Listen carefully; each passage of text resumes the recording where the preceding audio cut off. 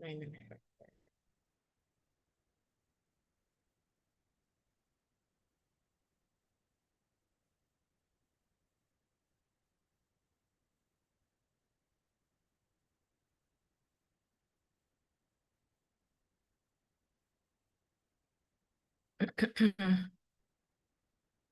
everyone, good morning.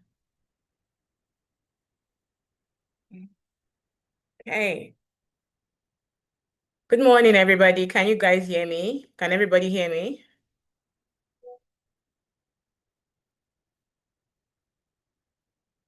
Let me check the chat. Hello, hi everybody. Welcome in, welcome in. I know some of us have been waiting. I've also been here waiting. It's really good to have everybody join us for the last training for cohort one. I hope you are excited as I am. Look, thank you, Manuel. Thank you. Thank you so much. Are you all happy to be here? I'm really excited that this is like the last class for this cohort. And I also want to believe that everybody, you all have learned so much. The old sessions, your lecturers or your trainers, they've been fantastic so far. Yeah, someone said I'm impressed, very excited, ecstatic, nice, nice, nice, nice. Thank you. Everybody's saying I'm looking fresh. It is well. Thank you. Thank you very much. Last class. Yes, this is the last class. Really great to have everybody here. My name is Sandra. Just ignore the name showing on my video. My name is Sandra, actually, not Barry. Barry is my colleague. So I've tried to change. I'm not sure why it's not changing. So my name is Sandra, and I'll be a facilitator for today's class. And I have with me my colleagues on the call. I have Stephanie. You'll be seeing Stephanie in the chat box. You'll be seeing Grace also in the chat box. I also have Makate here as well, Patrick. They are also here to help me, in terms of answering your questions, basically just ensuring that the session goes smoothly. They're going to be mostly in the comment section. So please, if you have questions, do want to drop your questions in the Q&A. Yeah, they'll be helping with answering some of your questions. I will also be taking some of these questions as well. All right, so let me get to know some of, because I don't know everybody on this call. I don't know you. I want to know you people. Like I'm hyped. So I want to know everybody on this call. So please do also introduce yourself in the chat box. Tell us your name. Hi, and Arusi. Tell us your name, where you're joining from, and what you do. I'm just seeing flags, flags. Represent your country in the comments. Okay, let's see. Where are you joining from? What's your name, and what do you do for work or for business? Let me check. Okay, so I'm seeing so permit me if I don't pronounce your names correctly. So permit me. I know I'm going to be murdering some names. Okay, so I have Joel from Uganda. Nice to have you here. These things are jumping. Let me just use my cursor to hold them down. Okay, so I have Elizabeth from Nigeria. Let me roll up. I have Musa from Ghana. Hi, Musa. You guys tell me what you do for business or work, or if you don't have work, if you don't have business, are you a student? Also, let me know in the chat box. Um, Jane from Kenya, Favor from Cameroon, Noama from Ghana. Yet, oh my God, a lot of comments. Sholakpe Adetitu from Ogun State. It's creative writer. Nice to have you here, Sholakpe. Um, Joseph Banda, Zambia IT specialist. Nice to have you here. I have Nuru from Tanzania. Um, Lawa from Sudan. Uda Ahmed. Nice to have you here as well. Jarvis from Cameroon, the Brain Farmers CIG president. Nice to have you here, Jarvis. I have Peter from Sierra Leone, a fashion designer. Nice to have you here, Peter. Adiza from Ghana, Beryl Ann from Cameroon, Blessing from Nigeria, Il from Kenya, Folake from Lagos, Nigeria, Oluchi joining from Calabar, Doreen from Tanzania. Okay, so I might not be able to call everybody out, but I'm just going to try some few more minutes. Tabitha from Nigeria, Monica from Monica, I don't know that flag. Oh, please help me. Into EdTech. Joshua from Tanzania. Mariam from Guinea. Joy Okeke from Nigeria. I'm a teacher, an agro commodities trader. Okay, nice to have you here. Palesa from Lesotho. Adolescent girls and young women empowerment. Nice to have you here. Ade from Ethiopia, account manager in marketing. Sylvia, a distributor with cytoscience and a content writer. I'm here from Ghana. Nice to have everybody here. Whoa, a lot of comments. Thank you so much, everybody, for introducing yourself in the chat box. My name is Sandra, like I mentioned, and I'm joining from Lagos, Nigeria. So today, so before we start today's class, I just want us to do one thing. So use one word to describe your experience so far in this training. Just one word. Put it in the comment section. How has your experience been so far in this training? One word, just one word. Lovely, fantastic, amazing, high-opening, insightful, fantastic one, enlightening, empowering, awesome, inspirational, educative, informative, impactful, amazing. Okay, mind-blowing, passionate. Okay. I'm looking for one I've not mentioned before. Okay, I'm seeing the insightful, impressive, nice, nice, nice, impressive, eye-opening. Okay, so another one more. Who has been your best trainer so far? I want to know in the comments, just one name. Who has been your best trainer so far that has killed it, that has nailed every Udeme, Mr. Moses, Grace, okay, Simplice. Udeme is leading. I'm not seeing Udeme everywhere. What's going on? So Udeme did a fantastic job. That's really nice.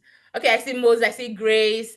So it's Moses, Grace, Udeme for you guys. That's what I've been seeing. Oh, Sandra, I've not even taught you now. I'm not called my name yet. Okay, any other person? So it's just Moses, Udeme, and Grace. Okay, I see all of them. Nice, nice. Oh, Beryl. Okay. So I say Sandra, you're laughing. If I okay. Thank you so much, everybody. Thank you so much. All right. So today we are going to be looking at creating an effective pitch deck for investors. Effective pitch deck for investors. Now, you know that at a point in our business, we would try to seek funding, from different places. Those that would go to the bank will go to the bank. Those that want to get funding from investors would also try to seek funding from investors. And that's where, the whole pitch deck comes in play. Now, in this session, we are going to be looking at these different segments. We're going to be talking about introduction to business pitching. We are going to be looking at understanding your investors.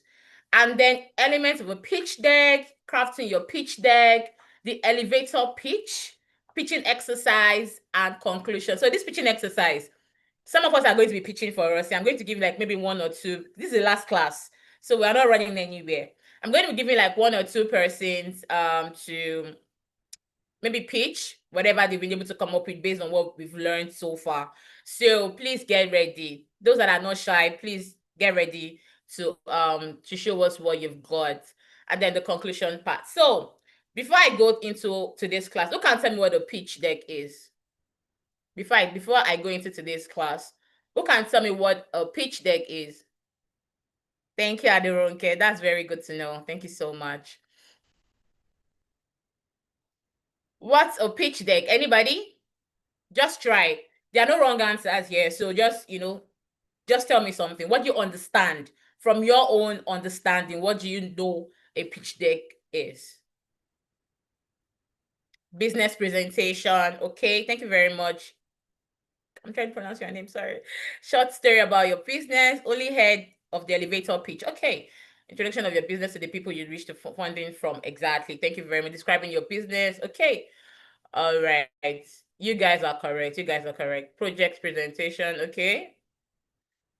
It's a document that tells a short story about your business. Very, very correct. Now let's see what a pitch deck is. So basically, a pitch deck is actually a very concise visual presentation of a business. Maybe a business idea or a business startup. So basically, you use that to persuade potential investors, partners, clients, by highlighting what the problem you're solving, the solution that you're giving, the markets that you're trying to penetrate, your business model, the team that you have, those that you have, like your staffs and all that, and what your funding needs. How much are you requesting from this investor? So that's basically what your pitch deck entails. So like it says, yes, the pitch deck is your opportunity to introduce your business to potential investors. It's a visual presentation that outlines your business model, your strategy, your team, and your financial forecast. So this is what a pitch deck basically is. And we're going to be breaking all this down. We're going to see what all this entails as well. All right, now let's talk about knowing your audience, knowing who your investors are. Now, it is important that before you go about creating your pitch deck, you have to do your research. Do you understand? Who are these investors that you want to reach out to? And then we have like different places where you can actually get funding from. You have your banks, you have your angel investors, you have your venture capitalists, you have your private equity, you have your impact investor. Now, for banks, you can just go to a bank with your financial forecast because they want to be able to see, okay, how much you'll be making, and based on the amount you are also trying to get loan for. So you go into a bank and then you're asking for a loan of maybe 5 million naira or 2 million naira or 1 million naira. So you can get money from banks like that. But now when it comes to the rest of these guys, it's different. Because now for an angel investor, angel investor usually would they prefer to they're usually these guys that are wealthy. It could be like your rich uncle or your rich friend, family friends, and of course it could also be a professional angel investor. So there can be two. Now, your rich uncle, you decide that, okay, you want to start up a business, and then you reach out to your rich uncle. Your rich uncle is saying, okay, I can be able to give you 5 million naira to start this your plantain chips business. Do you understand? Now, your rich uncle necessarily do not have to ask you for equity. What do I mean by equity? Equity means a stake or ownership of that business, right? Now, your rich uncle can give you that money, okay, out of goodwill. Because I'm not talking about those rich uncle that you tell them you need money and they ghost you. They're no longer picking your calls and sending your message. Some of us have those kind of uncles. But the uncles I'm talking about is an uncle that is willing to assist, sees that, okay, this business has great potential. I can, invest in your business. I'm going to give you 2 million naira to start up your plantain chips business. That's fine. But when it comes to a professional angel investor, they are not just going to give, they're not, what do they call them? They're not just giving you just free money. They would ask you for a percentage of that business. So most times, depending on your ask, if you're asking for like 5 million, 50 million, they might decide, okay, I'm going to give you 50 million, but then I'll be getting 15%, shares of this company, or 15% equity of this company. Do you get what I mean? So that is what an angel investor that is what an angel investor is. So you can have like the family and friends angel investor, and then you can have the professional angel investor that would still require you to give an equity or ownership of that company. Right. And then when it also comes to venture capitalists, these guys are interested in high growth and scalable businesses. Businesses that have been, it might also be like a startup, but they know that this particular startup has tendency to grow. Do you understand? So now when it comes to VCs, they would definitely request for equity. There is no how. So they give you money and for equity of that company. So depending on the agreement that you're having with your VCs. So an example is, for instance, now there's this particular company called Sequoia Capital, right? So maybe they're investing like $5 million into a fast-growing fintech app in exchange for equity. So if they're giving that particular fintech app $5 million and they're saying, okay, for this $5 million, I'm going to be getting 20% equity of this company. Now, so for every loss that you have, for every profit that company would make, that particular VC or venture capitalist would also get from that. So if you are not making money, they are losing money. If you are making profit, they're also sharing that profit with you. Do you get? And then, it's not just about the money. They have like pool of networks that you can also, tap in from. They can mentor you, things like that, just to ensure that particular business scale or grow to maturity. And then you have people like the private equity. For private equity, they're interested in matured companies. Do you understand? Matured companies with stable cash flow. So a matured company that has been in existence for like 20 years, Do you understand? And they have stable cash flow, their financials are really good and all that. Those are what private equity would want to buy. Now, let me give you an example of a private equity. An example would be Blackstone. Blackstones, they are really good with buying properties, companies, and like that. Now, for instance, now if I have a restaurant, right, and that restaurant have been in existence for like 25, 30 years, I've made good money from that restaurant and my financials are really good. Now, and I'm looking at, okay, I want to sell this restaurant to a private equity, right? And they would buy the large share of that company because they know that this particular business has tendency to still make money. Now, if for instance Blackstone decides to buy my restaurant and they are buying 80% or 90% of my restaurant, I might not want to sell everything to them because I still want to be a part of that restaurant because it means a lot. You having to run a business for like 30 years. It means that that particular business is still a part of you and you don't want to let it go. So you are selling out 90% equity to that private equity firm. Do you get? And then you still have 10%. So whatever they make within that period that that business is still in existence, you'll be getting 10% of that profit. So if in a year they make 50 million from the restaurant, you'll be getting 10% of it. Do you get what I mean? Now, one thing about private equity is that because they have a large percentage of the share of that company, they can either keep the company or sell it off. They have the power to do that because you are no longer the majority shareholder of that company. You are a minority shareholder because you've sold majority of that company to them. Do you get? So these are the difference. And then you have the impact investors. So basically for impact investors, they are investors with the intention to generate positive measurable social impact and environmental impact as well. Do you understand? And as well, it's not just for that. They also have plans to make financial return. So if, for instance, an organization like Acumen is coming to maybe fund my idea, let's say I'm trying to look for someone else's name in the chat box here. Some of those names were hard for me to remember. That's why I'm using myself.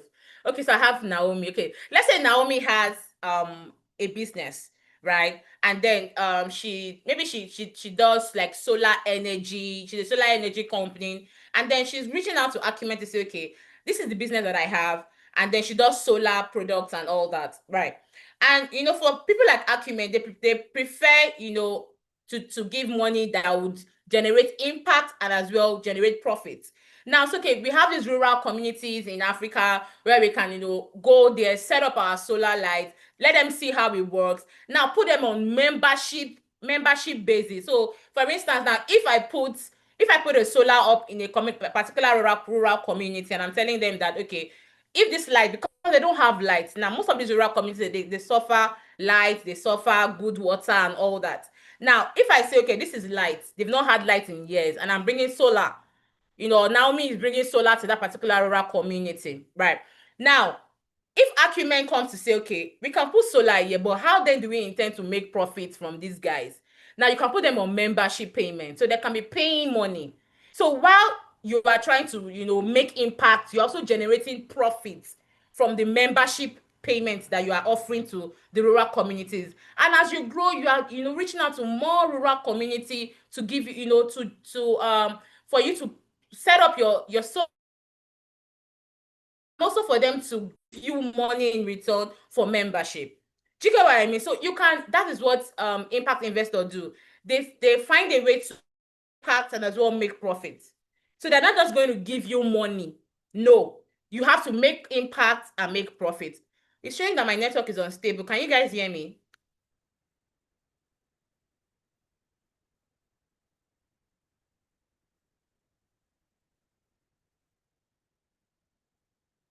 Okay. All right, that makes sense. So these are like the different investors that we have. So for you as a business owner, you have to look at your business, where you are currently. Who do I want to reach out to? Right? Do I want to go to an angel investor? Do I have this rich uncle within my family that can sponsor me and I don't have to pay, I don't have to give them a percentage of my company? Or do I just want to do loans, where I have to pay interest? So you need to look at which of these guys, does your business need at this point in time? And as you grow, you can start to look at, these big guys, these big investors, and say, yeah. So let's move on. So now let's look at understanding your investors and their interests. Let me move this up. Now, let's look at understanding your investors and their interests. So you have your angel investor. We're going to look at their preferences and their expectation in this slide. Now, for your angel investor, they are, like I said, they are into early stage startups, often in sectors they are familiar with, right? Or it could be your rich uncle that has money, right? And that just wants to help your business because he knows that this business then bring in money. Now, for expectation for angel investors, ownership equity, like I said, they would want to get ownership equity. They are not giving you, they are not Father Christmas. They won't give you free money. Do you get? They are giving you money for a part of that company. Do you get? An equity share of that company. And then high return on investment. They are often willing to take because they know that, okay, they are reaching out to a startup that has not even probably even done so much. Do you get? So it's high risk their money. Do you understand? And then when it comes to venture capitalists, startups in high growth sectors with proven business model. So your business model has to be proven. So it's not just those startups that they probably are just starting. No, it has to be a startup that they have a proven business model. They've been able to show their financials, their market size, all those things that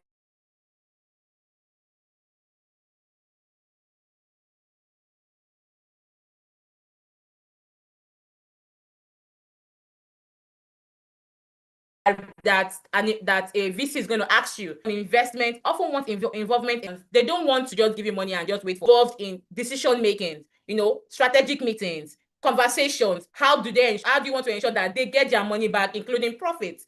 Do you get? So the less risk tolerance than and they are less risk tolerant than angel. They cannot do what an angel investor is going to do, because angel investor, they are willing to take at all. They want to ensure that they get their money as well get their profits. Now, when it comes to impact investors, these are they're businesses that generate positive social and environmental impact alongside a financial return.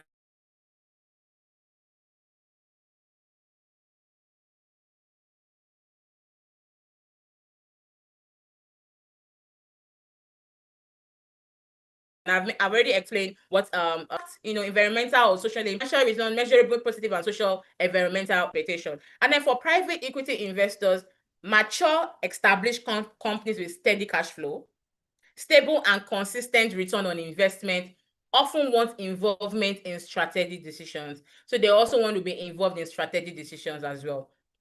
Now, let's also look at best approach by. So angel investors, they prefer entrepreneurs in early stages that need of seed funding. So if you're just starting up a business and you need like 2 million, you need like 1 million, you need like maybe 3 million, to maybe buy like equipment, things that you need to ensure that your business is efficient or production is efficient. These are the seed funding that angel investor they are going to give you. Do you understand? And then maybe they can also provide mentorship or industry connections within their network as well.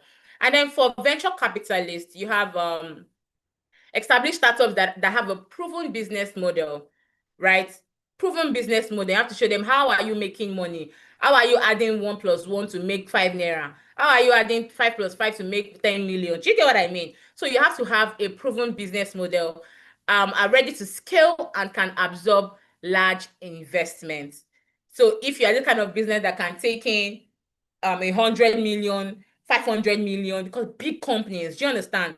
Big money that will be able to scale that business because they know that this business has potential. Do you understand? And then impact investor, businesses with a strong mission aligned with social or environmental impact, having a viable financial model. You already mentioned that this impact guys, they want to be able to make environmental and social impacts while they also get their money, right? And then you have the private equity investors, mature companies seeking to grow, restructure, or enter a new market. Like they might decide, they want to maybe enter a new market, bring in new products and all that. Or they might even decide, okay, I want to sell off this company, right? But then I still want to be a part of this company. I'm sure you've seen if you watch Shark Tanks, Lions Den, all those programs where you see investors, giving businesses investment money and all that. You would understand what I'm talking about. So you can sell like 90% of that company. I still want to keep 10%,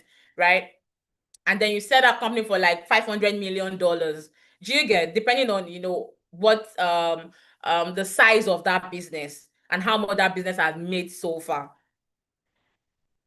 All right, and then when it comes to also pitching tips for angel investor, you need to be able to show passion and potential for high return. You need to be able to sell your market very well, right? I like the unique selling point of your idea. What makes you stand out from the competitor? Why should I give you the money and not give it to competitor B, who is also like doing the same similar thing as you? So there has to be something that stands you out from your competitor, and then emphasize your team's experience and dedication. How your team has been able to start with zero and that you guys are, doing this. You have to be able to sell your market, pitch it well. And then for venture capitalists, you need to demonstrate a clear path to profitability, scalability, and a strong exit strategy. Now, when it comes to exit strategy, what's it called? It's basically how an investor plans to get their money back plus profits. Most of the time, investors or private equity firms, they don't just put money in forever. They don't give you money in forever and you're like there for no. They look for ways to exit when the business has grown enough. So if they're giving you like $100 million and then they are saying, okay, they are there with you for like 5 to 10 years or maybe 15 years, they are not there with you forever. Do you understand? They are going to find a way to exit, ensure that they've gotten their money as well as their profit and leave you because they know that now this business has grown enough to be able to sustain itself.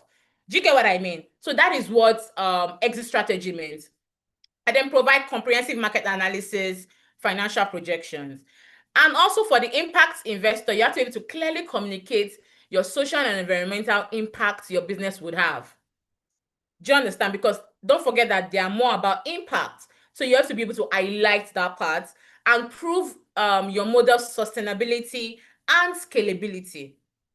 How do you want to be able to sustain this? It's a good idea, but is it sustainable? Can we also scale as we move forward? Do you get? And then show evidence of achieved impact. Maybe it's something that you have done in the past around that same, product or same impact. Do you get? So you have to be able to show evidence of achieved impact. And then you have for private equity investors, demonstrate consistent profitability. Demonstrate consistent profitability. How well have you been able to make money over time? What's the profit that you've been able to generate so far? Articulate plans for growth or restructuring and showcase strong management team. So these particular business owners are the big guys. They've been there for a very long time and they are trying to, get money from private equity investors. Do you get? Or they want to just sell it off and move on to other things while they are still part of that company. Do you understand? Now, what are some of the key ingredients of a winning pitch deck? The first one is introduction. Now, when you are developing your pitch deck, let me check the comments. Give me 1 minute. If bank is missing because these guys, but for banks don't ask you for equity. Do you understand? They won't ask you for equity. What they are going to ask you basically is how much, what's the interest? So they're going to be charging you interest. My name is not Beryl Joy. My name is Sandra. You guys ignore the names on my picture. My name is Sandra. All right, so what I was saying, they're going to ask, is basically them collecting interest on the loan that they are giving you. Do you get? They are not asking you for equity of your company. So if you go to a bank, you are taking your collateral, to them and you're saying, okay, I need 100 million naira, right? So how much interest do I get? So how many number of months, how many number of years am I going to pay that money? And how much interest am I going to accrue over time or incur over time? Do you get what I mean? So that's why they are different because you all know how bank works now. You go there, you want to take loan and then you have to pay interest rates. But these guys are just way different from banks. All right, so now let's talk. I hope that was explained, Momodu. Okay, that makes sense. Bad network. This one is saying bad network. Can you guys hear me? Your network is not stable.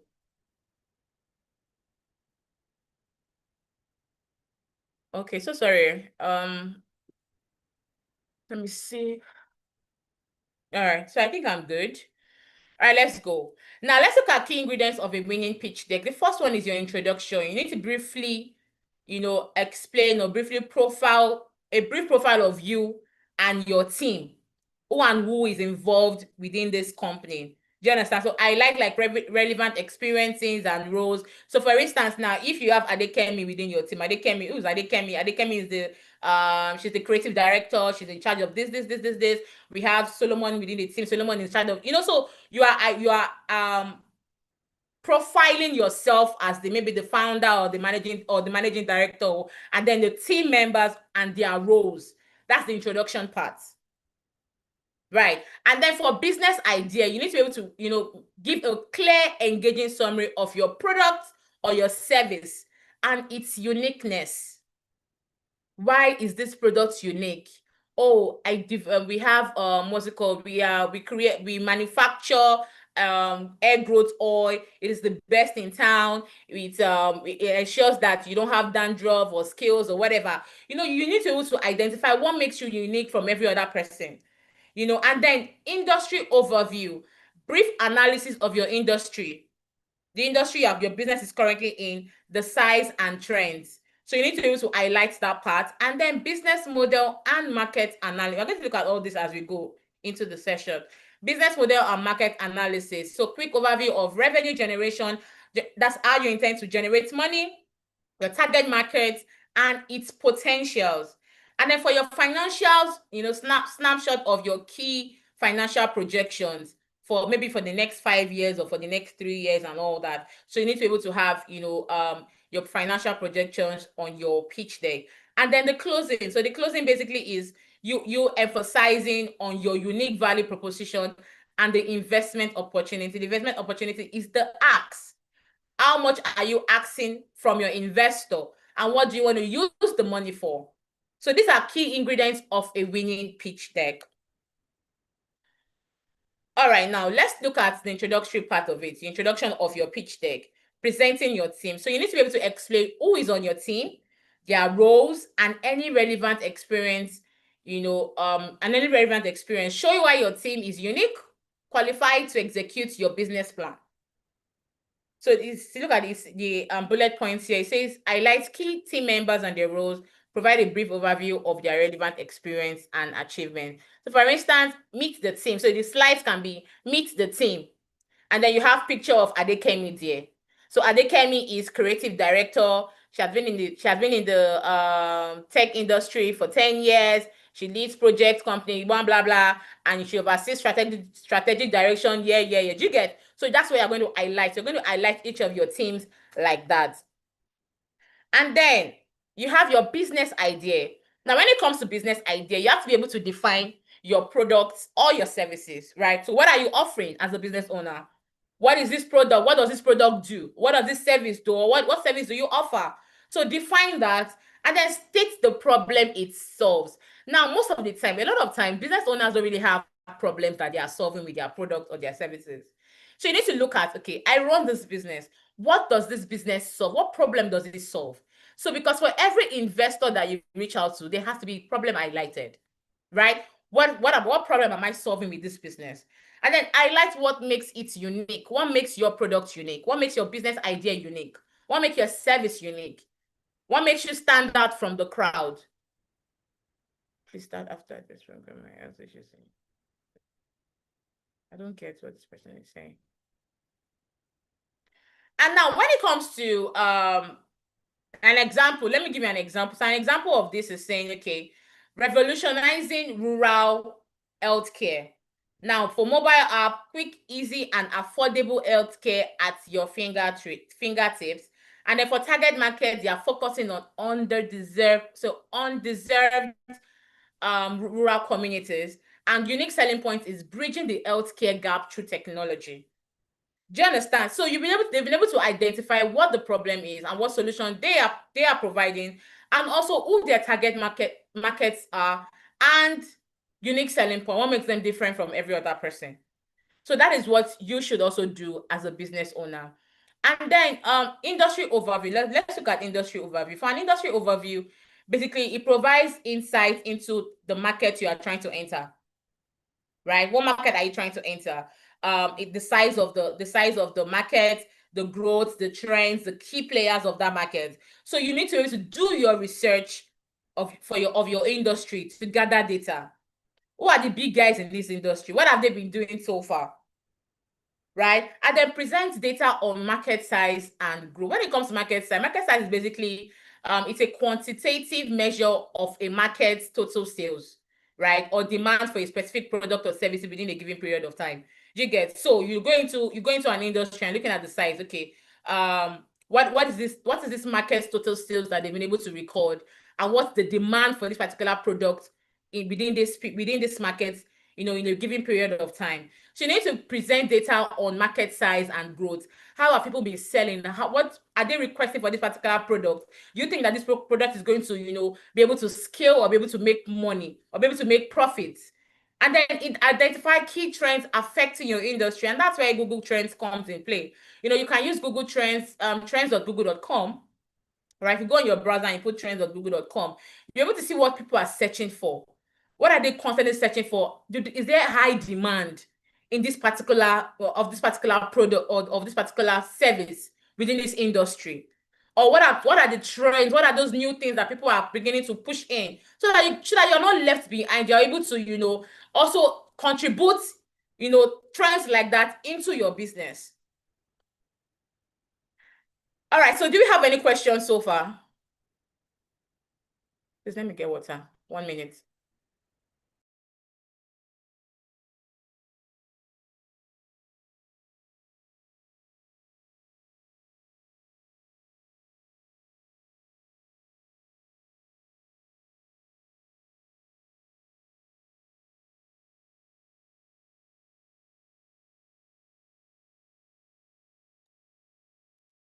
Do we have any question?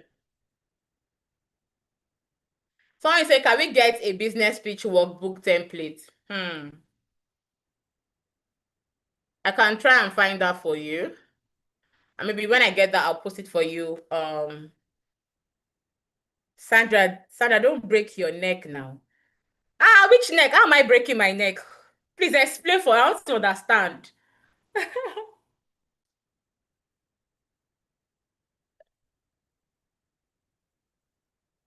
All right, so no questions. Okay, let's move on. So if you have questions, don't forget to use the Q&A for your question.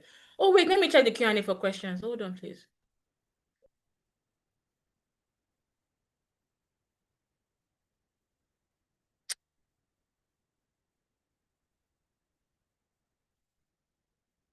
For non-profit organization, I think for non-profit organization, these guys are not for you. I think for you, you are going for grants, all those funding opportunities and all that for non-profit organization. I think that's the best one. You can't go for this guy. These guys, they need their money back, so it does not apply to you at all. Non-profit grants, free money, funding, things like that. That's what non-profit is better for that.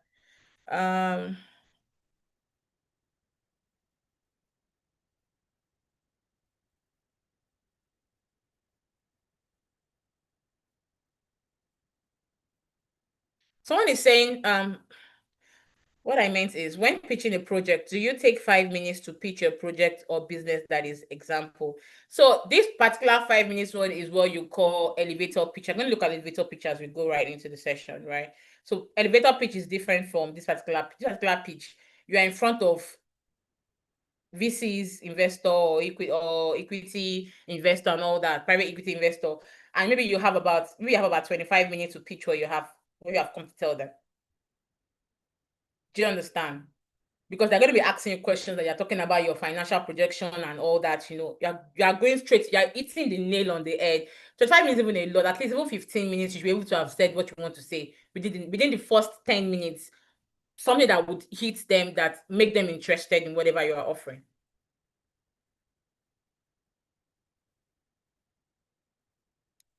No, banks are not, no, they are not.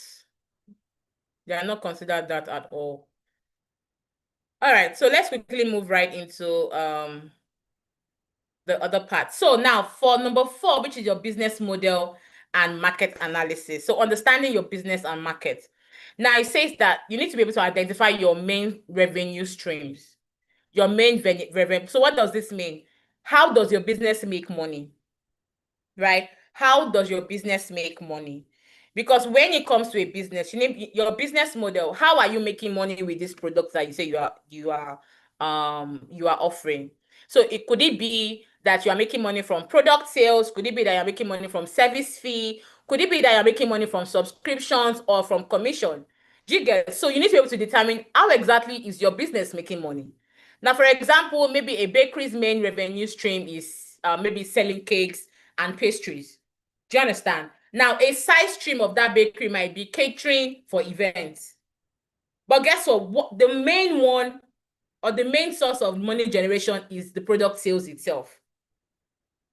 Do you get what I mean? So you need to be able to identify what your main revenue streams are. And then define your target market. Who are your ideal customers? You have to be very, very specific. Who are these guys? If I'm a fashion designer and I make very beautiful corporate dresses, who are my customers? So my customers are going to be female, women within the ages of, let's say, about 22 to, to about 40 years. Professional, professional women that are within the office space that go to that 9 5 hours, that go to work, that don't buy my corporate dresses. What area do I find the location I'm going to be targeting the most? So things like that. So you need to think of the age, the location, the income level of your customers, the lifestyle, and what their needs are. So you need to be able to define your target audience. So for example, now if I sell plantain chips, or Naomi, let's say Naomi is the one that is selling plantain chips. Now, our target audience, our target market could be maybe urban professional. Someone asked me plantain chips. What's that person's name? Let me check.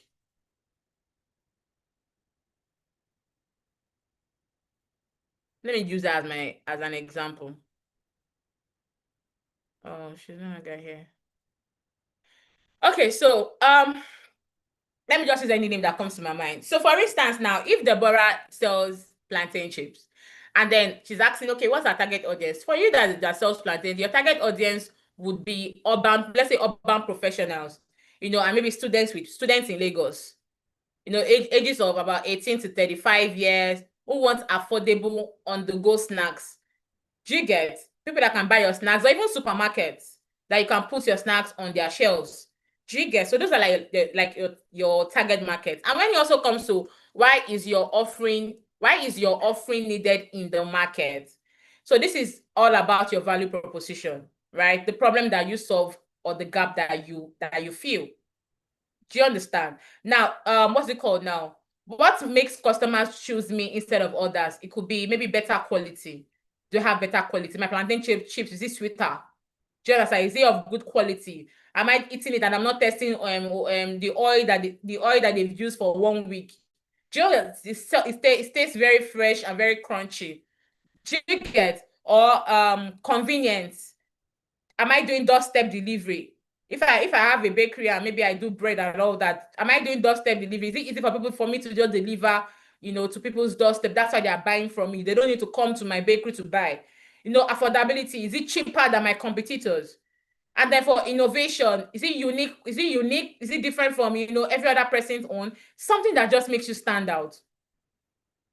If every other person is doing normal plantain chips, they put it inside the oil, bring it out and package it. Okay, but my mind is different. I ensure that I mix mine with pepper and some spices, and then pour my plantain chips and turn it. When you're eating it, you are taking the spiciness of the plantain chips. Something that just makes you different. Or it could be maybe your juice business is needed because people are becoming healthy or health conscious, and they want natural drinks instead of sugary sodas like your Coke and Fantas and all that. Check out what I mean. So something that just makes you different from every other person. And then you have business model and market analysis, right? For business model and market analysis, it says that different revenue streams that you can utilize. So your revenue stream can be based on any combination of the following. I already mentioned this. So your product sales. So you're either selling physical goods or digital products. And then you have your service fee, consultancy or repair services or anything that has to do with services. So you can have a combination of this. It doesn't have to be one. Doesn't only have to, for instance, let me give you an example. An example is someone that sells let's say it's someone that wigs and sells hair, right? And then they offer services like trainings. You want to learn how to you want to learn how to wig, they also make money from that as well. So people have different streams of income or different streams of revenue in a business. Doesn't have to be you just selling products. If you start with just product sales, fine. But then you have to look for another way to make money for your business. So if I'm a fashion designer and I started with my fashion designer, I have just one staff, right? And then I know that I'm really good. I've been getting what's it called? What's it, sorry about the noise, guys. I've been getting feedback from my customers telling me that my this thing is really good. I sew very well, very neat, and all that. Do you understand? Now I can decide, okay, I want to start a training where people that want to learn fashion designer or a particular aspect of fashion designer, maybe corsets or whatever, and then they come, they pay you money for that. You're also making money from that aspect. Do you understand? So you can make money from different streams. It doesn't have to be just products. And then let's look at Uber's revenue stream. So for Uber, they make money from commission fees. Commission fees in the sense that, their primary revenue stream, they charge a percentage of each fare as their commission. And then for service fee, they will also charge their drivers a service fee for using their technology and platform. Right? And then for advertising revenue, Uber's in-app advertisement provide another source of revenue. So some people that some people want to, maybe advertise using Uber because they know that a lot of people will go on that app to book rides. So they can place their adverts, maybe those little banner, they call them display ads. They can place their display adverts on Uber's app, and that's another source of generating money for Uber. So you look at your business, what other way can you generate money within your business?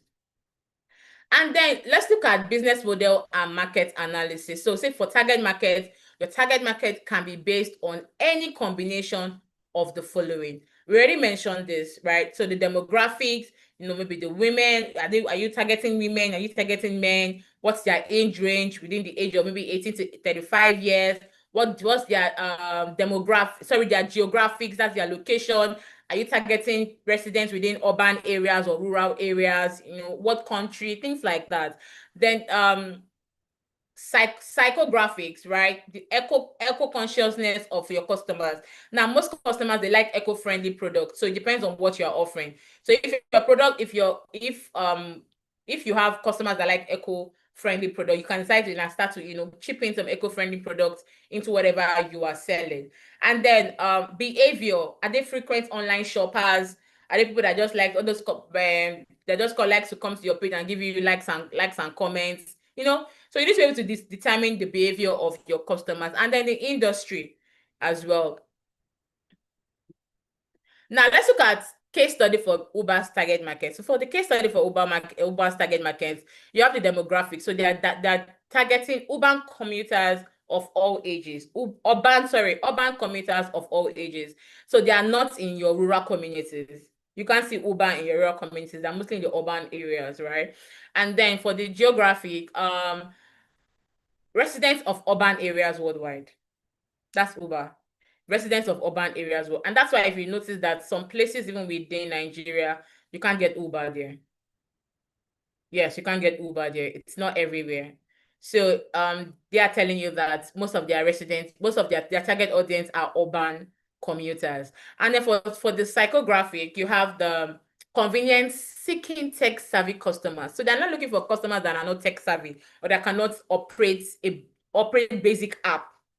Do you get what I mean? So these are what they are telling. And then the behavior of frequent travelers or those without personal transportation. So if you don't have a car, you're Uber customer.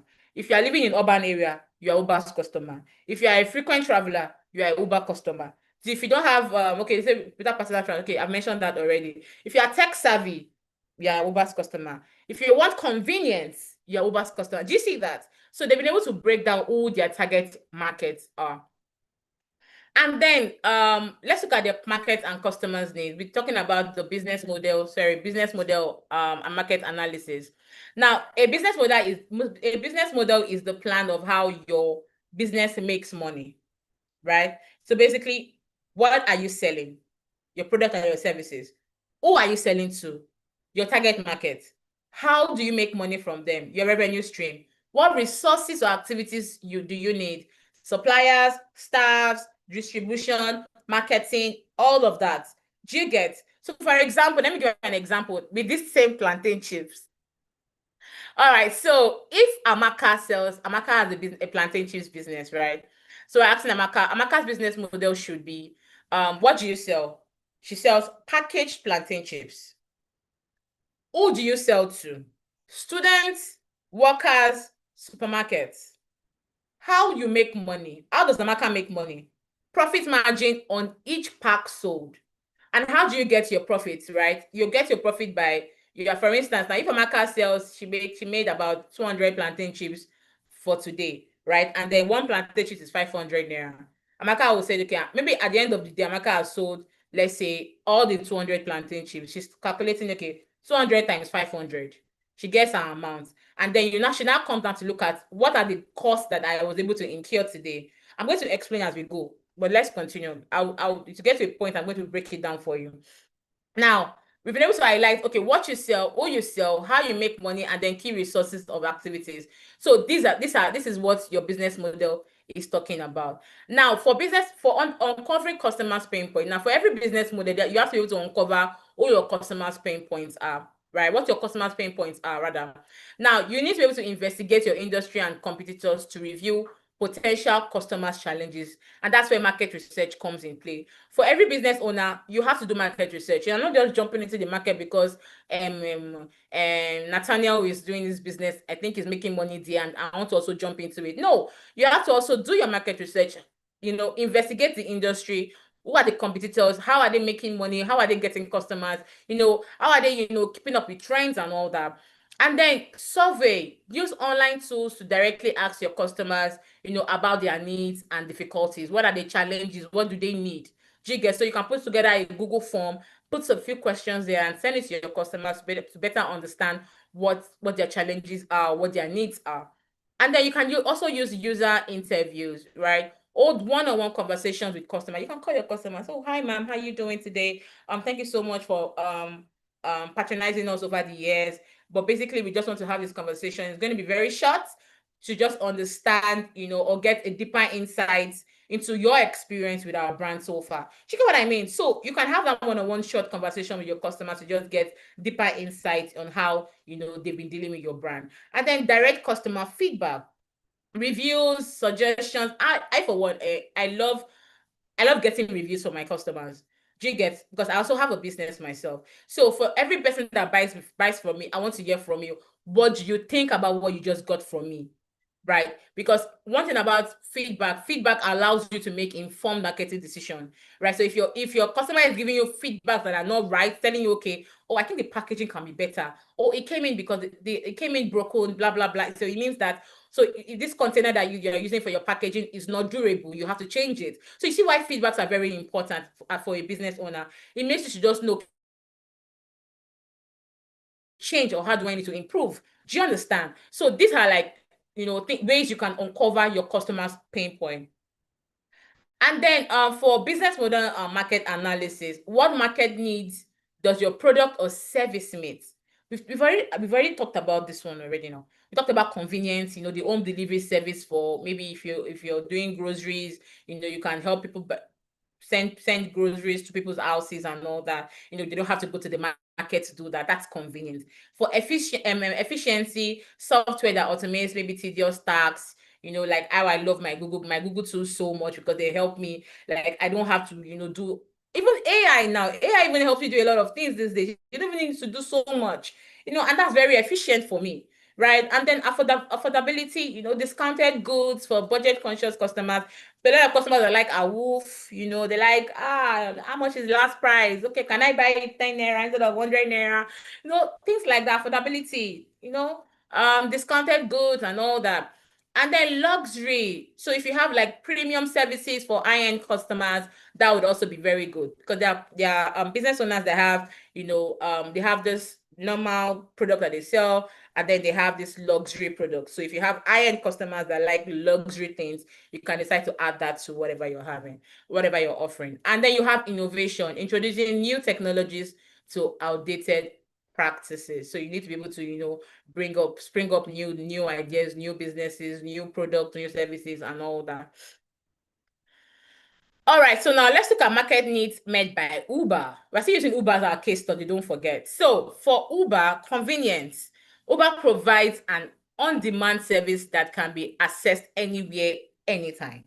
It's just an app. All you need to do is just download it. Whether you are in China, whether you are in the US, whether you're in the UK, or you're in Nigeria, or you're in Ghana, anywhere you are, you can easily use your Uber and access anywhere at any time. And then for efficiency, Uber uses technology to connect drivers and riders in real time. So if you have a car and you feel like, okay, I think I can join the Uber app, or and then I want to be able to make extra cash, they can connect with you can connect with Uber using that app, right? And then for affordability, Uber provides a cost-effective alternative to traditional tags, and that's very correct. All these traditional taxes, their money is very expensive. If you are going from here to there now, they're telling you that you should pay 15,000. But when you go on Uber, you're getting it for 5K, 4K, things like that. You get. And then for innovation, Uber revolutionized the transportation industry with its platform-based business model. Yes, they did. And that's when they came out, you started to see the other ones, their competitors, doing the same thing and all that. So this is their own business model. Now, when it comes to financial projection, it says that they are simply your estimates, of your future income and expenses in your business. So usually covering between at least about 1 to 5 years. They show whether your business idea is financial viable, right? So you need to be able to project your revenues, your costs, and profit for the next 3 to 5 years. And then you also need to be able to highlight key assumptions underlying this projection. Now, when it comes to you highlighting key assumption, you are simply explaining the guesses or conditions you use to build your numbers. Now, when it comes to financial projection, see the word projection, they are usually not certain because you are projecting. There's a lot of guesswork, a lot of assumptions and all that. You get? So you need to be able to highlight what are those key assumptions that are underlying, within these projections that you have made. So why is it important for you to do this? It's for you to make sure that it makes your projection credible. Do you understand? It makes your projection credible. People can see the logic from where you're coming from. And then it also shows investors or the banks that what could change the outcome. So for instance, now, within Nigeria now, a lot of inflation. Today, you go to the market, tomato is 5 naira. When you go back to the market, tomato is 100 naira. All the inflation. So from now, within the next 5 years, there are a lot of uncertain things that would happen.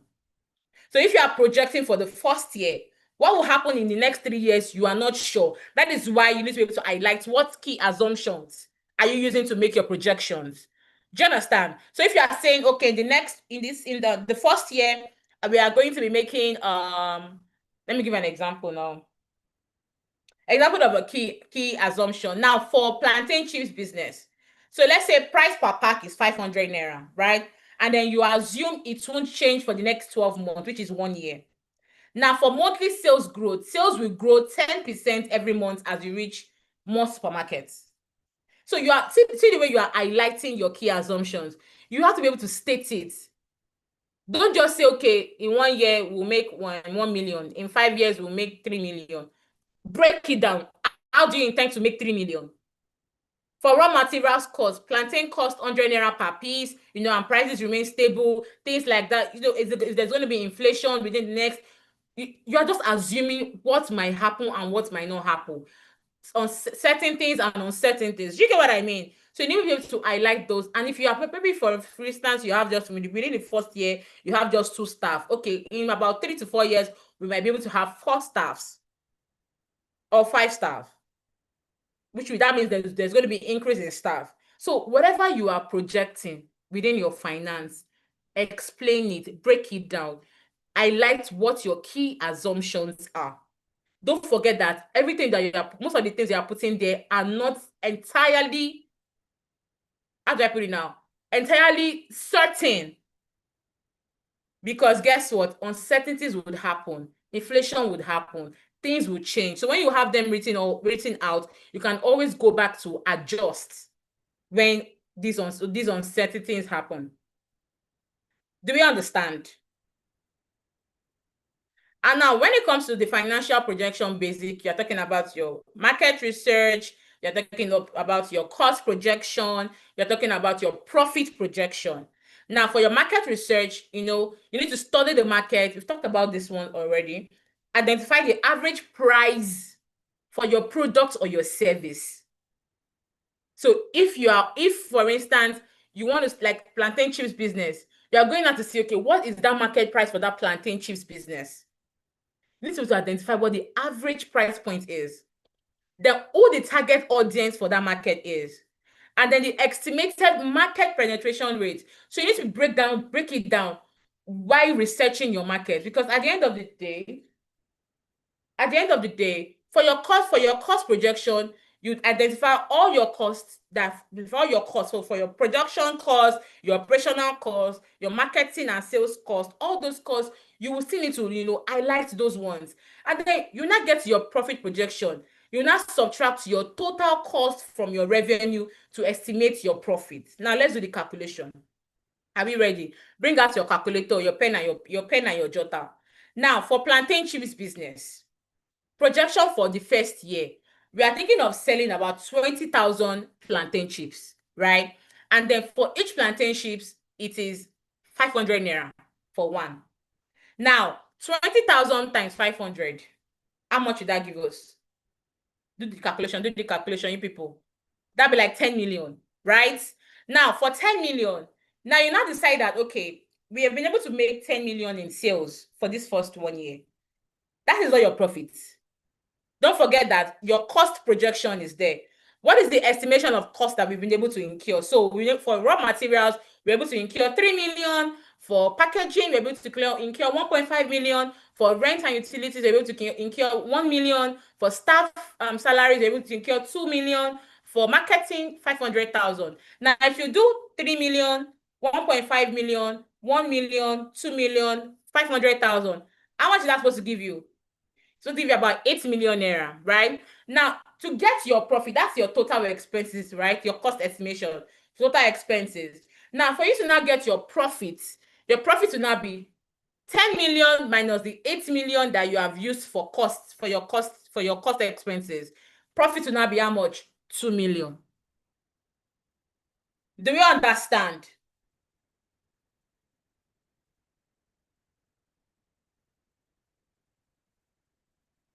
My name is not Berry. My name is Sandra. Berry, why is your name on my face? How are you calling me Berry in the chat box? My name is Sandra, guys. I'm not Berry. All right, so you understand that part, right? So you need to be able to project your first year. We are selling 20,000 chips in 1 year. Okay, for 20,000 chips, one chips is 500 naira, right? And then 20,000 times 500 is giving us 10 million. If, for instance, our costs, our expenses for our operational costs, to your staffing costs, to everything costs, to marketing, to sales costs, all those ones is now 8 million. You now minus your 8 million minus the 10 million which you have made, which is your sales cost, then that would give you your profit, which is 2 million naira. Do you understand? So you need to be able to do your calculations like that when it comes to your financial projection. Now, what are the key assumptions? We talked about key assumptions already, but now let's look at this key assumption.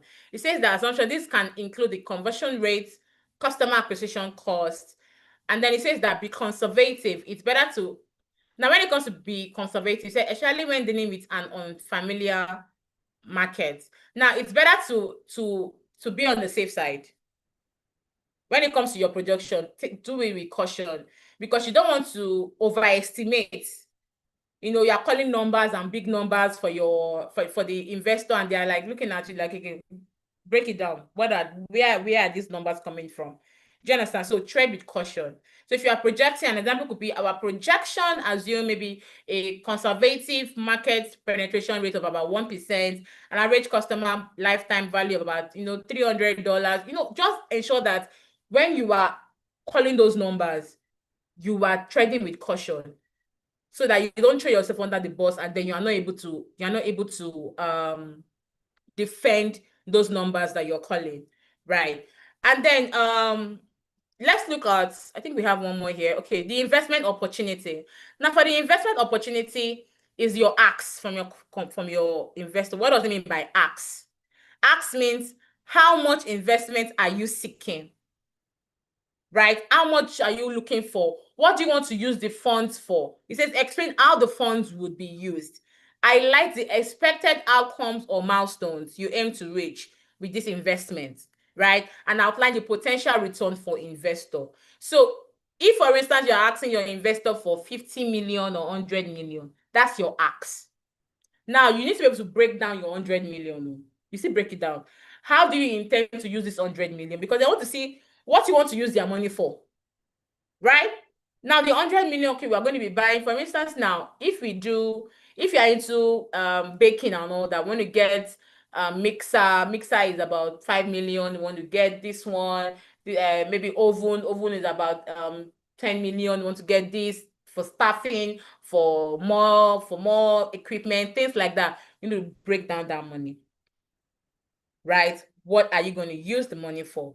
And then I like the expected outcomes or milestones you aim to reach this investment. Okay, so at the end of 5 years or at the end of the year, when we bake about 2,000 breads, how much are we making from this money? What's the profit margin? And all that. So and then you're at the end of the day, so that your investor can see, okay, what their own return on investment would be.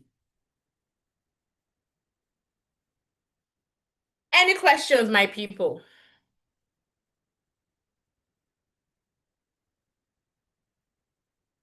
Do we have any questions?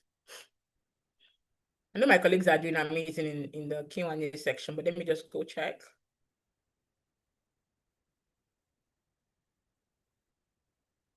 So how are the sessions going really well? Are you understanding everything I've been explaining?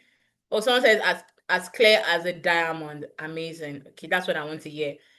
I hope you all understand what we've been talking about so far. When are we submitting our digital marketing strategy workbook? No, you don't have to submit your workbook. It's for you. Do you understand? So you've done it, you've done your assignment already, you've done the workbook. So basically just go there, always use your workbook to, if there are things that maybe you've started your digital marketing already within your business or within your social media platform that you've decided to use, and then you see that, okay, things are not, this particular strategy that you have written is not working the way it should, you can always go back there to tweak. So it's more like for you to see exactly what you're doing. So that's why we gave it to you. So you don't have to send it back to us. What then is an elevator pitch? Marvis, go and drink water. Drink water. We are going there. Marvis, go and take water and relax. We are heading there. Someone says, can you send the link for Google Trends? Please, my moderator, please drop the link in the chat box. Trends.google.com. Please drop the link in the chat box. Is it the last session of training for OCBT? Yes, it is. For this particular cohort.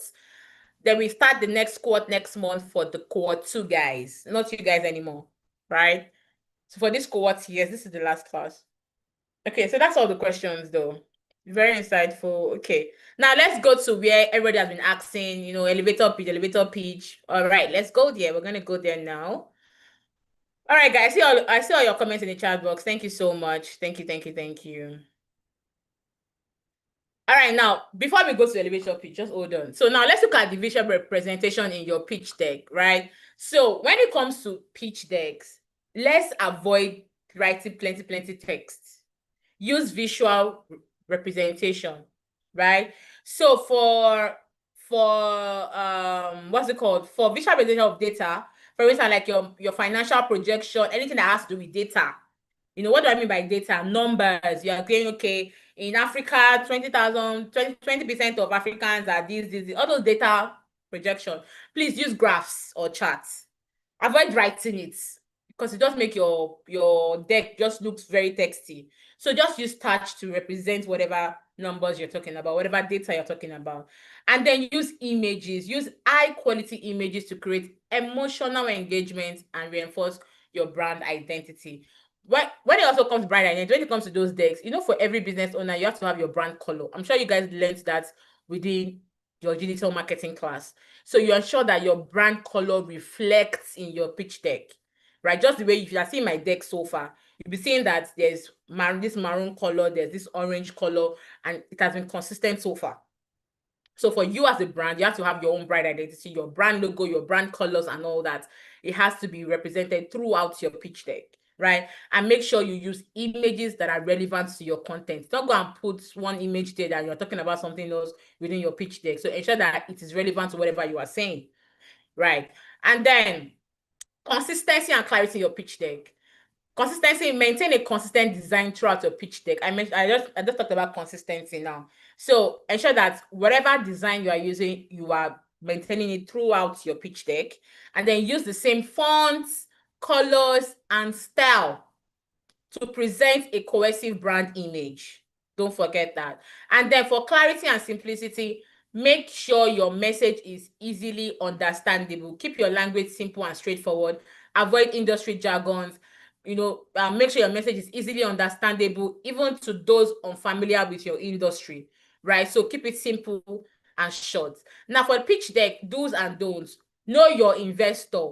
What are their interests? What's their portfolio? You have to do your research, right? Their portfolio. What are they looking for in a startup? Do you understand? So know your investors. Familiarize yourself with your pitch deck. With every aspect of your pitch deck, ensure that there's smooth presentation. Proof of concept, showcase traction, market data, prototype, all those things to validate your business idea, and then keep it concise. Don't just write plenty that you throw you off balance. Do you get what I mean? So keep it concise. Deliver your key messages in a clear, concise manner. Every slide should serve a purpose.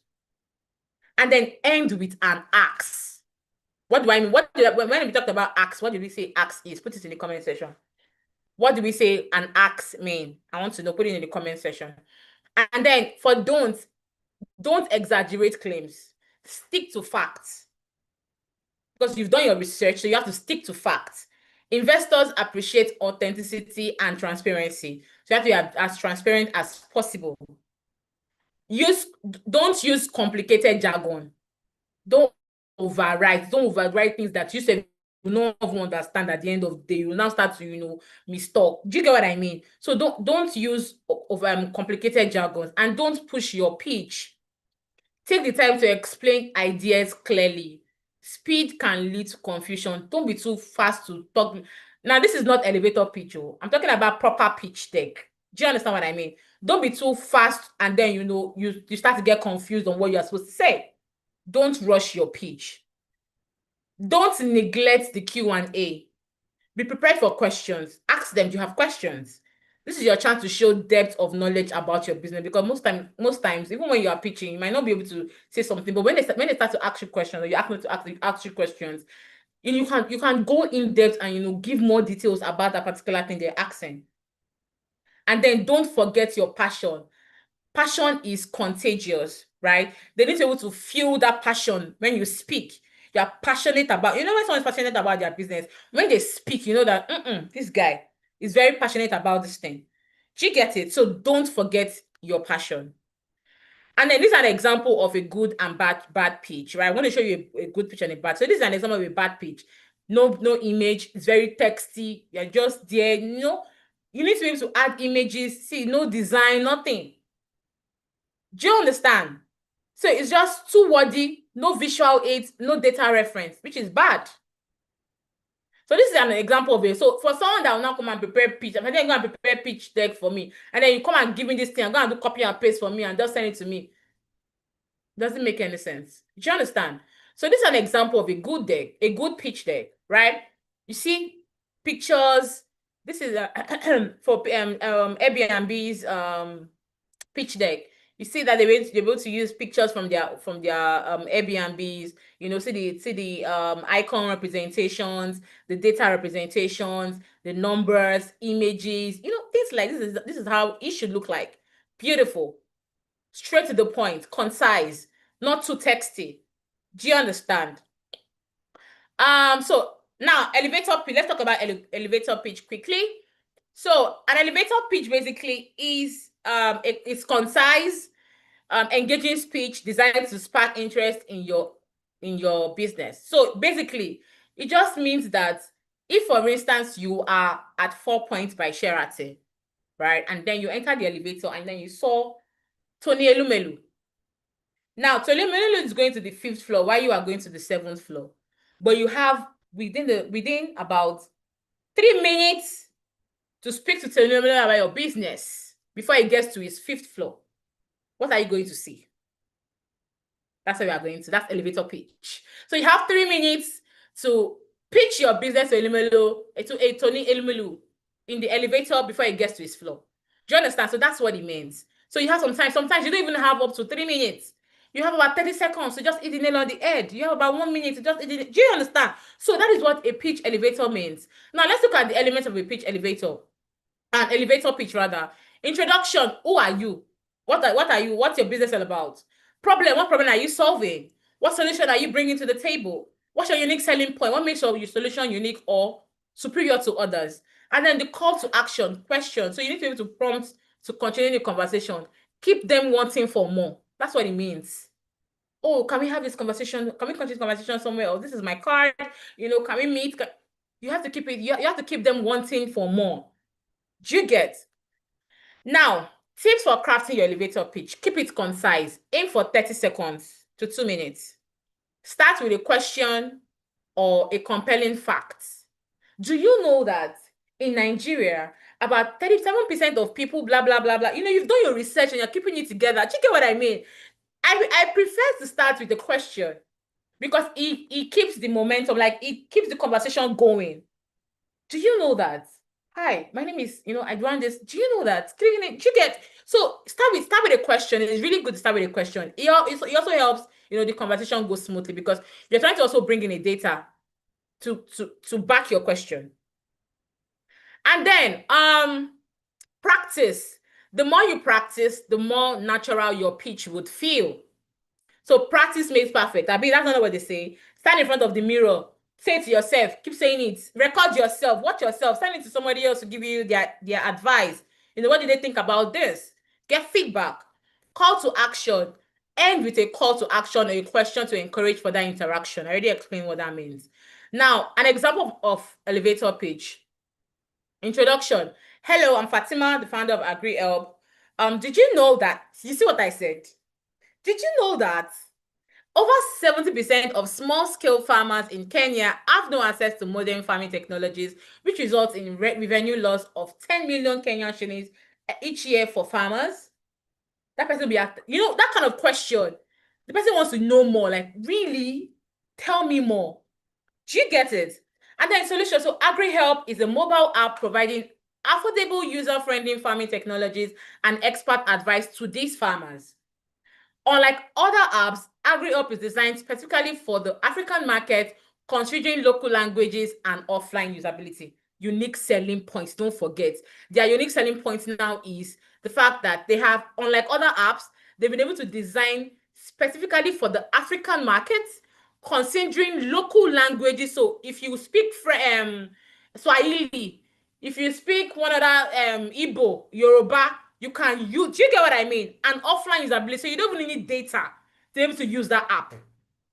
Do you understand? And then call to action question.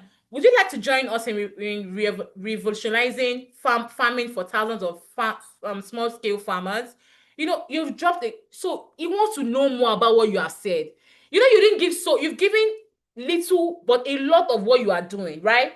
But then he still wants to hear more about what you have just said. He would want to continue that conversation with you, except that particular person that you are meeting in the elevator is not interested in your sector. But if that person is interested in your sector, and even if it might not even be someone that is in your sector, but just interested in what you are saying, they would ask you for more conversation and maybe give you their card to meet somewhere else to continue the conversation. That is an example of an elevator pitch. And then practicing your pitch, refine your delivery, right? The more you practice, the more you refine your delivery. Do research. check for what people have said, how people have said it, what you need to add, refine your delivery, and then strengthen your story, because storytelling is very important when it comes to elevator pitch. Did you see how she started with, did you know that in Africa, blah blah blah blah blah? Do you get? Storytelling is very important. So always include storytelling in whatever you are saying, and strengthen your story. And anticipate questions, because they're going to ask you questions. If it's someone that, maybe where they are going to, they still have like few minutes to their meeting, after they get to their floor, they might say, do you have about 5 minutes for us to talk? And then they ask you questions about what you said in the elevator and all that, just to continue the conversation. Check out what I mean. So anticipate questions, because they might ask you questions and you have to be prepared. Right. And then effective practice tips, right? So rehearse out loud. It may feel strange, but rehearsing out loud can reveal kinks in your flow and presentation. Yes, I even do this a lot sometimes. Sometimes that I might be handling a new training. It might not be elevator pitch now, but I want to go train some signing people, and I have not trained that deck before. I do it. I just stay in front of my laptop, and I'm just saying it as if I'm training, but I've not started training. I'm just talking to myself, but I'm rehearsing loud. Do you understand? So you could do it for your your elevator pitch as well.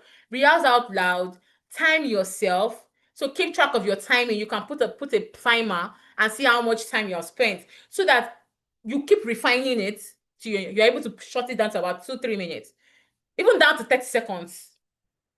You get it? And then ask for feedback. Practice in front of colleagues, friends, or family. They might, spot areas for improvement that you have, overlooked. Do you understand? So ask for feedback and then record yourself. Recording your pitch would actually help you watch it back. And then you can also, improve, spot places where you need to improve on. Right. So these are effective practices that you can adopt. And then putting it together. So this is an exercise time. You're a tech savvy entrepreneur based in Ghana with a passion for e-commerce. You've noticed that there's a significant number of artisans and craftsmen who create beautiful, high quality products that struggle to find a wider market for their goods. You believe an online marketplace will solve this problem by connecting these talented artisans with customers all over Africa and beyond. This is a scenario now. Now, this is a task I want to give you. Create a compelling 1-minute elevator pitch using the knowledge you've gained from this course. Remember to include the problem, number one, solution, your unique selling points, and a hook to continue the conversation. What do I mean hook? Hook means something that would allow them want more. They want to continue that conversation with you. So write it down and share it with the group. So the group is going to be open at a point in time. So I need everybody to paste their own elevator 1 minute. Don't go and use ChatGPT to write story for me. Do you understand? Go write it and ensure that you go straight to the point. Your problem, your solution, unique selling point, the hook to continue the conversation. Those are the things that I need you to write down and paste it on the group. We don't have so much time. I've said we do it on the call. Yeah, I give about 5 minutes for us to do that, and then have 1 or 2 persons to come and do it. But we don't have so much time because we have another training by 12. So yeah, we would have done that. But then please let me go back to the question again. You are a tech savvy entrepreneur based in Ghana with a passion for e-commerce. You've noticed that there's a significant number of artisans and craftsmen who create beautiful, high-quality products but struggle to find a wider market for their goods. You believe an online marketplace would solve this problem by connecting these talented artisans with customers all over Africa and beyond. Now, create a compelling 1-minute elevator pitch using the knowledge that you've gained from this course. You can even use your business. That's fine. Just leave the scenario. Use your business. It's okay. Remember to include the problem, solution, unique selling point, and the hook to continue the conversation. Write it down and share with the group. Please use your business. Leave this thing I've just said. Based on everything that we've learned so far, use your business. Now, with the scenario that I gave earlier, let's look at the solution, the exercise solution. this is my own exercise, though. You will give me your own in the chat group. So I don't want to come and tell me that maybe we did this in the class. No, I'll open the group and then you put your own in the group. All right. So in Ghana alone, we have over 200,000 talented artisans making remarkable high quality products. Yet, 80% of them struggle to reach customers beyond their local communities. Enter Craft Hub, a digital market tailored for African artisans by connecting these skilled creators to a customer base across Africa and the world. We project to increase their income by 50% within the first year. But Craft Hub is not just a business, it's a platform for cultural preservation and economic empowerment. Can I tell you more about how we plan to uplift our sorry, let me remove this thing. Can I tell you more about how we plan to uplift our local artisans and generate profitable growth? You have left them with a hook. What did you see that? The solution, the unique selling point, all identified here. So this is, I don't want you writing plenty. No, should not pass like this. All right. Now, what are some of the key takeaways from today's class? We're wrapping up to this class already. So what are some of the key takeaways? The first one is the pitch deck importance, right? It has to be concise, it has to be compelling, it has to be customer focused, right? So remember that the pitch deck is your chance to make a great first impression on potential investors, right? So don't forget that it has to be concise, compelling, and customer focused. And then understanding your investors, tailor your pitch to your audience, right? Remember that the differences between angel investors, venture capitalists, impact investor, and private equity investor, they are all different. And even your bank, they are all different. And then essential elements. So don't forget the essential elements in your pitch deck, right? Introduction, business idea, industry overview, business model, and market analysis, financials, and closing. Very, very important. And then you have practice your pitch. Once your pitch deck is ready, practice delivery, right? Practice how you want to deliver that pitch deck. It makes you confident and comfortable. You'll be relaxed when you've practiced. All right, are we ready for our assessment? Because we cannot leave here without taking 1 or 2 or 3 assessment questions, right?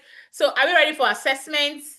But before we take assessments, please, thank you. It's a very relevant, and this session is a mind opener. Thank you very much. All right, so before we take assessment, how has this training been so far for you? Quick feedback. How has this training been so far? Let me know. What do you think about today's training? Educative, much ready, been great, insightful, 9 over 10. Thank you. Who are you giving the remaining 1 mark to? You must be those lecturers that don't give 10 over 10 in class. So I saw another 10 over 10. Thank you very much. All right, 10 over 10. Wonderful and educative. Perfect. This training has been educative. Beautiful. We need pitch class again. 7. You want to do another pitch class again? All right, guys. Thank you very much. Thank you very much. I see all the feedback. Thank you very much. Thank you. All right, now let's quickly take I know now I'm an awesome lecturer. Like I should be teaching in schools. You get. All right, thank you very much, guys. All right, so let's take quick assessment. So what is the main purpose of a pitch deck? Is it to display company logos? Is it to outline business models and strategies to potential investors? Is it to replace business plans or to analyze competitors? Just write A, B, C, D, or D in the charts. B, B, B, B, B, B, B, B. I see that. Correct. So which of the following is not a type of investor mentioned in the presentation? Number 1, angel investor. B, venture capitalist. C, crowdfunding platforms. And D, private equity investor. Which one did we not mention? And we're talking about C. All right. I'm seeing all the C's in the charts. Nice one. What do angel investors typically look for in a pitch? Strong exit strategies and scalability, positive social or environmental impact, ownership equity and high return potential, and then mature companies with steady cash flow. What do you think the answer is? I'm seeing some people that are saying D, B, D, B, D. The answer is C, C, C, C, C. It can't be B now. B for social and environmental impact. That's the guys we're talking about, impact investors. Right? For strong exit strategies, those are your VCs. And for mature companies are your private equity. So C is our answer. And then number four, which element is not part of a winning pitch deck? Introduction, financial projection, unique selling proposition, employee handbook.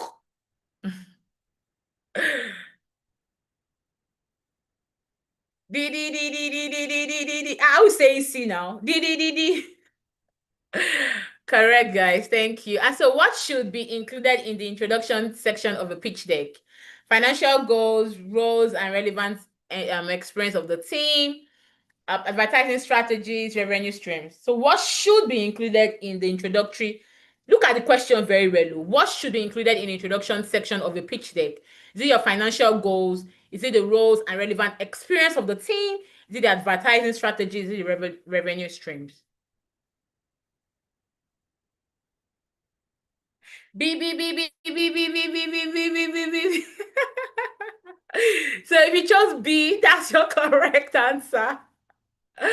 All right, another question is this. What is the major selling point of Uber as a case study?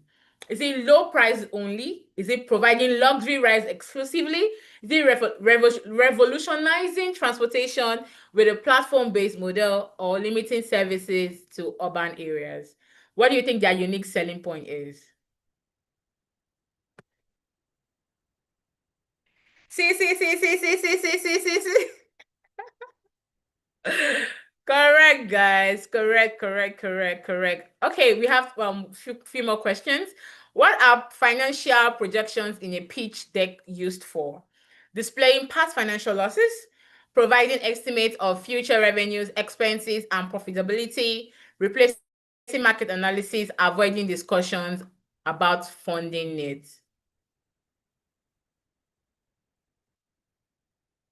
B, B, B, B, B, B, B. So you picked B, that's actually very correct. All right, number 8. What is a key feature of an effective elevator pitch? It should exceed 5 minutes. It should use technical jargon. It is concise, engaging, and sparks interest. It avoids mentioning the problem. What should the answer be?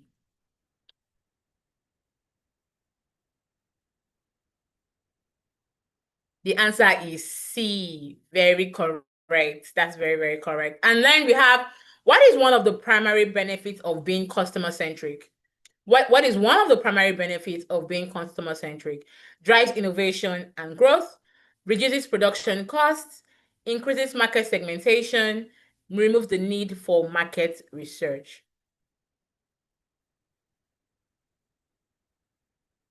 What's the answer, guys?